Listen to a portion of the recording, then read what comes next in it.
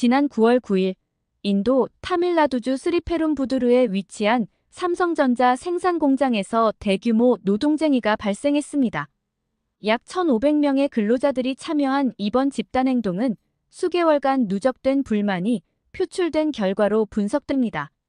스리페룸부두르 공장은 삼성전자의 인도 사업 전략에서 중요한 위치를 차지하고 있습니다.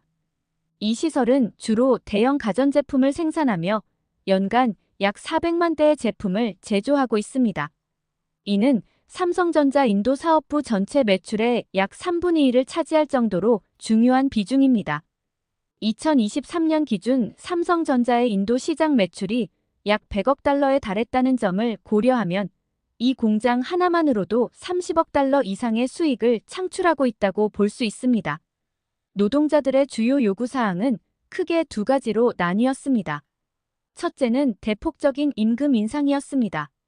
현재 인도 제조업 분야의 평균 월급이 19,000루피 수준인 반면 삼성전자 공장 근로자들의 평균 임금은 25,000루피 약 300달러로 이미 업계 평균을 상회하고 있습니다.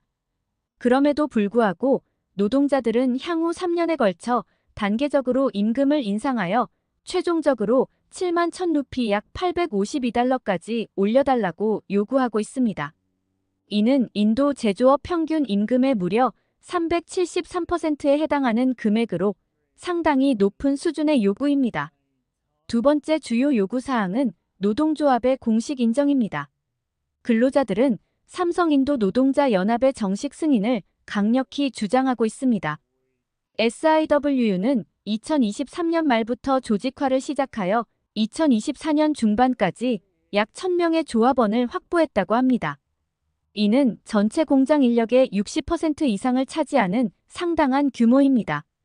삼성 측에서는 15%의 임금 인상과 의료보험 혜택 확대, 그리고 연간 성과급 지급을 제안했지만 노동조합 인정 문제에 대한 합의점을 찾지 못해 협상이 난항을 겪고 있습니다.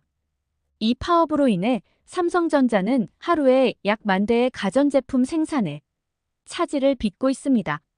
만약 파업이 한 달간 지속될 경우 300억 루피 약 4억 5천만 달러 이상의 손실이 예상된다는 분석이 나왔습니다. 이는 파업의 영향력이 상당히 크다는 것을 보여주는 수치입니다. 이 사태는 인도 정부의 주목을 받고 있습니다. 타밀나두 주정부는 갈등 해결을 위해 노동부 장관을 현장에 파견했으며 중앙정부 역시 상황을 면밀히 관찰 중입니다. 정부의 이러한 대응은 이번 파업이 인도의 메이크 인 인디아 정책과 외국인 투자 유치에 미칠 수 있는 부정적 영향에 대한 우려를 반영합니다.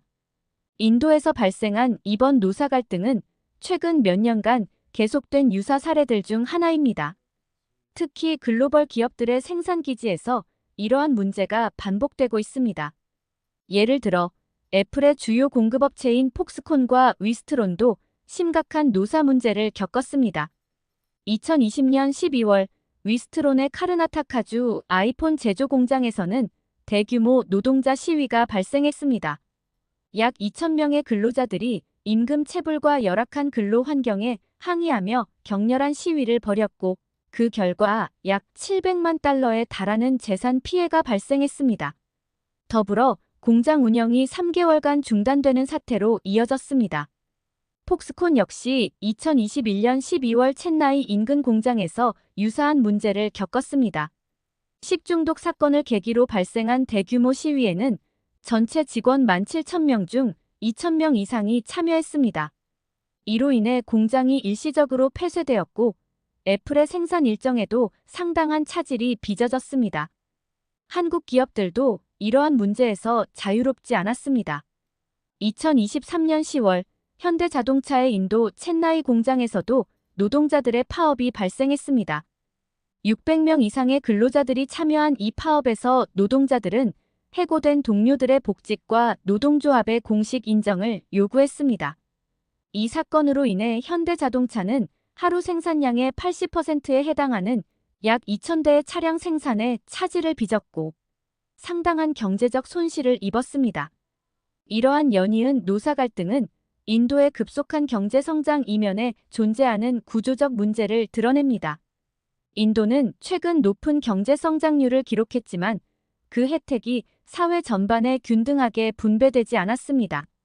도시와 농촌 간, 그리고 사회 계층 간 소득 격차가 더욱 벌어지면서 사회적 긴장이 고조되고 있는 것입니다. 법적으로는 폐지된 인도의 계급제도가 사회 곳곳에서 여전히 영향력을 발휘하고 있다는 점도 이러한 갈등의 한 원인으로 지목됩니다. 1947년 독립 이후 제정된 헌법에 따라 계급 차별은 금지되었지만 수세기에 걸쳐 형성된 사회적 계층 구조는 쉽게 사라지지 않고 있습니다. 이는 특히 노동 환경과 임금 문제에서 여실히 드러나고 있습니다. 삼성전자 공장에서 발생한 이번 파업 사태는 단순한 기업 내부의 문제를 넘어서는 의미를 지닙니다. 이는 인도 사회의 근본적인 구조적 문제, 글로벌 기업들의 현지화 전략, 그리고 인도 정부의 외국인 투자 유치 정책 사이의 복잡한 관계를 보여주는 중요한 사례입니다. 이번 사태의 해결 과정과 그 결과는 향후 인도에서 기업들의 운영 방식, 노사 관계의 발전 방향, 그리고 정부의 경제 정책 수립에 중요한 참고 사례가 될 것으로 전망됩니다. 오늘은 인도 내에서 일어나고 있는 현재 이 사태를 바라보는 한 여성의 이야기입니다. 오늘의 사연 지금 시작합니다. 잠깐만요. 1초면 가능한 구독과 좋아요 버튼을 눌러주시면 영상 제작에 큰 힘이 됩니다.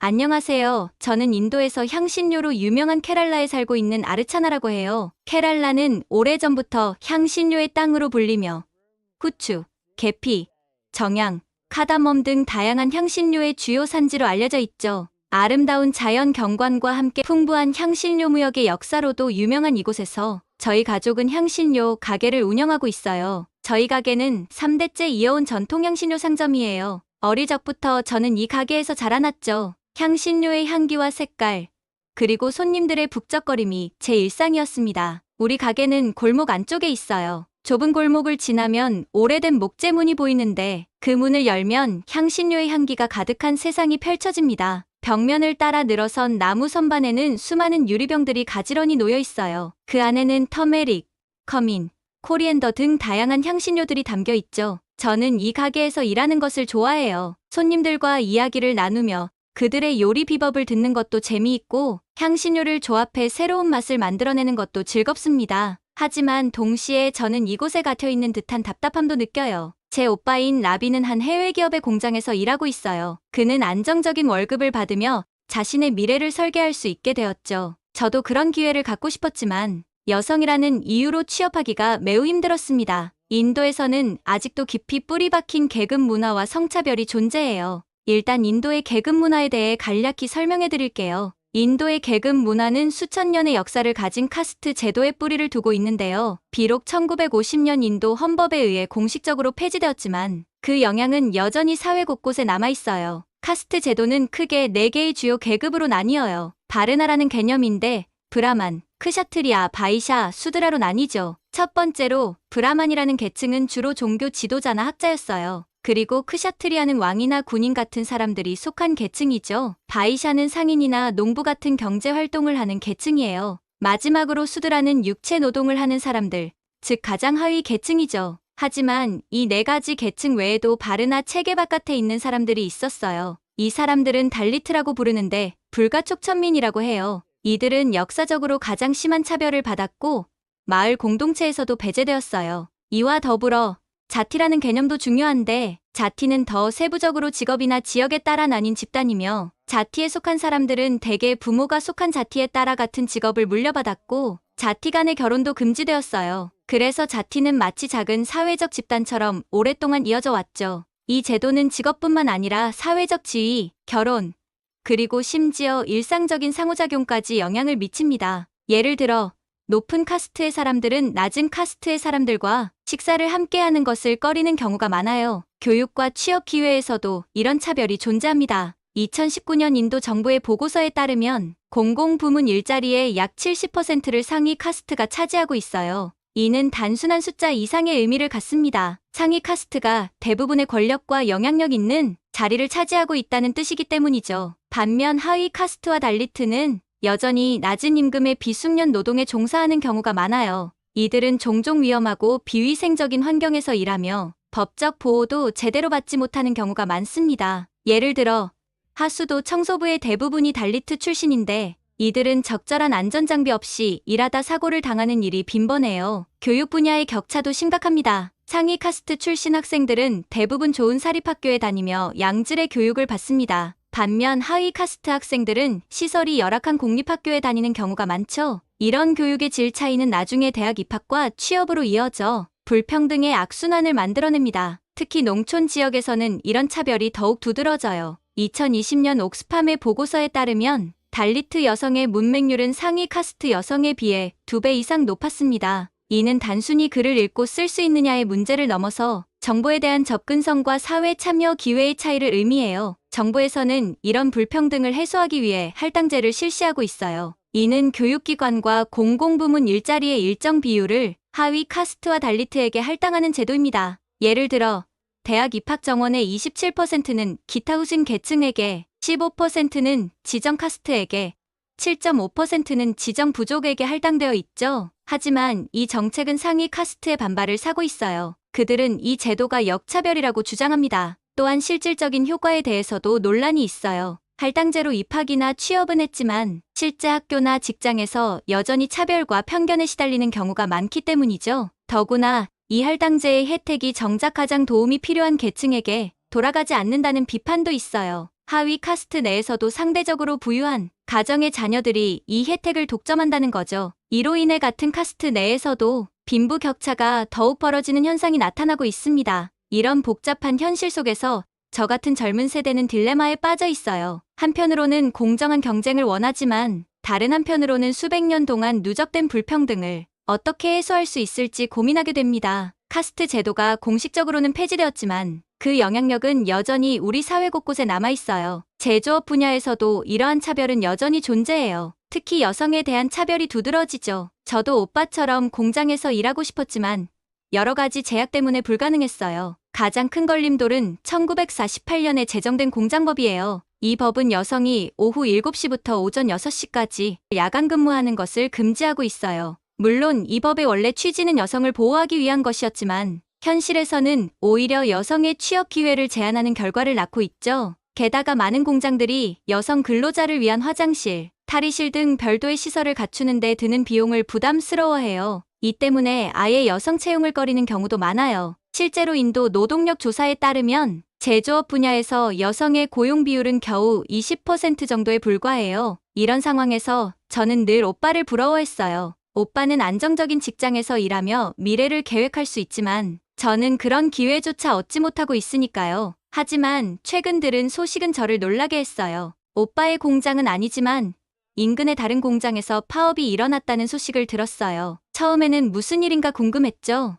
알고 보니 임금 인상을 요구하는 파업이었어요. 이 소식을 듣고 정말 황당했어요. 일하고 싶어도 못하는 사람들이 있는데 이미 좋은 조건에서 일하는 사람들이 더 많은 것을 요구한다니 말이에요. 더 놀라운 것은 그들이 받는 임금이 이미 인도의 제조업 평균 임금보다 훨씬 높다는 거예요. 그런데도 그들은 현재 임금의 50% 인상, 향후 3년간 약 3배에 해당하는 단계적인 급여 인상을 요구하고 있어요. 이렇게 되면 그들의 임금은 일반 제조업 노동자의 거의 4배가 돼요. 저는 이런 요구가 너무 과도하다고 생각해요. 물론 노동자의 권리와 더 나은 삶을 위한 노력은 이해해요. 하지만 이미 평균 이상의 임금을 받고 있으면서 이렇게 큰 폭의 인상을 요구하는 것은 좀 지나친 것 같아요. 더군다나 이런 무리한 요구가 가져올 수 있는 부정적인 결과도 걱정돼요. 만약 기업들이 이런 높은 인건비를 감당하지 못하면 어떻게 될까요? 최악의 경우 해외 기업들이 인도에서 공장을 철수하고 다른 나라로 옮길 수도 있어요. 실제로 몇몇 기업들은 이미 베트남이나 방글라데시 같은 나라로 생산기지를 옮기고 있다고 해요. 이런 일이 벌어진다면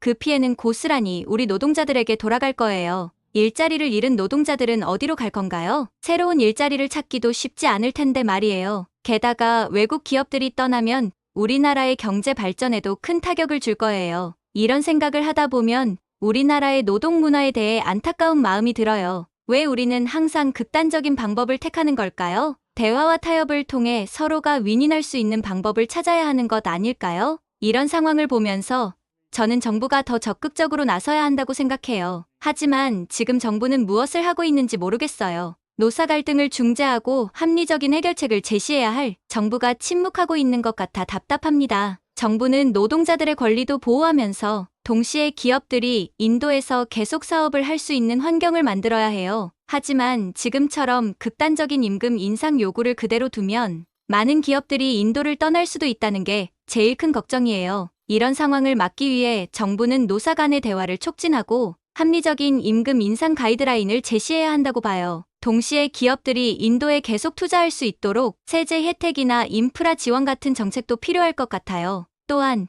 여성들의 취업 기회를 제한하는 법규들도 개선해야 해요. 예를 들어 여성의 야간 근무를 허용하되 안전장치를 강화하는 방안을 고려해 볼 수 있을 거예요. 이렇게 하면 저 같은 여성들도 더 많은 취업 기회를 가질 수 있을 거예요. 결국 노동자와 기업, 그리고 정부가 서로 이해하고 타협하는 문화를 만들어가는 게 중요해요. 그래야만 우리나라가 지속적으로 발전할 수 있고 모든 사람들에게 공정한 기회가 주어질 수 있을 거예요. 하지만 이런 생각을 하면서도 저는 같은 인도인으로서 부끄러움을 느껴요. 우리 모두가 너무 개인의 이익만을 추구하고 있는 건 아닐까요? 저도 더 나은 직장, 더 높은 임금을 원하지만 우리나라 전체의 발전을 저해한다면 그건 정말 이기적인 행동이겠죠? 우리나라의 역사를 돌아보면 우리는 항상 함께 힘을 모아 어려움을 극복해왔어요. 독립운동 때도 그랬고 경제 발전을 이루는 과정에서도 그랬죠. 하지만 지금은 그런 단합된 모습을 찾아보기 힘들어요. 대신 각자 도생의 모습이 더 많이 보이는 것 같아 부끄러울 뿐입니다. 파업에 참여한 노동자들도 이 상황을 방관하고 있는 정부도 모두 자신의 이익만을 생각하고 있는 것 같아 안타까워요. 우리 모두가 조금씩 양보하고 타협한다면 더 나은 해결책을 찾을 수 있지 않을까요? 저 역시 제 욕심만 차리려 했던 적이 있어요. 오빠처럼 좋은 직장에 들어가 돈을 많이 벌고 싶었죠. 하지만 이제는 그런 생각이 부끄러워요. 우리 모두가 잘 살 수 있는 방법을 찾는 게 더 중요하다는 걸 깨달았거든요. 앞으로는 제가 할 수 있는 일부터 시작해보려고 해요. 우리 가게에서 일하면서 지역사회에 도움이 되는 일을 찾아볼 생각이에요. 우리 가게의 이익 일부를 지역의 교육 사업에 기부하려고 해요. 그렇게 하면 더 많은 사람들이 교육을 받고 더 나은 직업을 가질 수 있을 거예요. 또한 여성들의 권리 향상을 위한 활동에도 참여하고 싶어요. 제가 겪은 어려움을 다른 여성들은 겪지 않았으면 좋겠거든요. 지역 여성 단체에 가입해서 여성의 취업 기회 확대를 위한 캠페인을 펼쳐보려고 해요. 이런 작은 노력들이 모여 언젠가는 우리 사회를 변화시킬 수 있을 거라고 믿어요. 우리 모두가 조금씩 양보하고 협력한다면 노동자도, 기업도, 그리고 우리나라 전체가 함께 발전할 수 있을 거예요. 지금 당장은 힘들고 갈등이 있겠지만 이런 변화들이 일어난다면 장기적으로는 우리 모두에게 도움이 될 거라고 믿어요. 저는 이런 희망을 갖고 오늘도 열심히 살아가고 있어요. 제 모국, 인도에 대해 좋은 이야기를 들려드려야 하는데 오늘은 제 푸념만 한 것 같아 아쉽네요. 다음번엔 좋은 이야기로 다시 전해드릴 수 있었으면 좋겠습니다. 오늘 사연은 여기까지입니다. 인도 삼성전자 공장의 노사 갈등을 바라보는 인도 여성의 사연 어떠셨나요? 처음에는 단순한 임금 인상 요구로 보였지만 그 이면에 인도 사회의 복잡한 구조적 문제와 글로벌 기업의 현지화 전략이 얽혀 있다는 점이 인상적이었습니다. 이번 사태를 통해 한국 기업들의 해외 진출 시 직면하는 도전과 그들의 대응 방식을 엿볼 수 있었습니다. 특히 삼성전자와 현대자동차와 같은 한국 기업들이 인도에서 겪는 노사 문제는 우리에게 많은 시사점을 줍니다. 한국 기업들의 글로벌 경쟁력과 함께 해외 현지에서의 노사관계 관리 능력이 얼마나 중요한지 다시 한번 확인할 수 있었습니다. 이는 앞으로 한국 기업들이 세계 시장에서 더욱 발전하기 위해 반드시 갖춰야 할 역량일 것입니다. 여러분은 인도에서 일어나고 있는 이러한 노사 갈등에 대해 어떻게 생각하시나요? 한국 기업들이 해외에서 겪는 이런 문제들을 어떻게 해결해 나가면 좋을지 여러분의 의견을 댓글로 남겨주세요. 여러분의 생각이 궁금합니다. 감동 뭉클에서는 여러분의 소중한 마음을 모아 사연 주인공들에게 전해드리고 있습니다. 여러분 주변에 감동적이거나 재미있는 실제 사연들을 제보받고 있으니 언제든 저희 공식 메일로 제보해주세요. 여러분이 보내주신 사연이 다음 영상의 주인공이 될 수 있습니다. 오늘 들려드린 사연이 마음에 드셨다면 구독과 좋아요 눌러주시고 주변 분들과도 공유해주세요. 여러분의 작은 관심과 응원이 더욱 좋은 콘텐츠를 만드는데 큰 힘이 됩니다. 이상 감동 뭉클이었습니다. 끝까지 시청해주셔서 감사합니다. 다음에 더 감동적인 사연으로 찾아뵙겠습니다.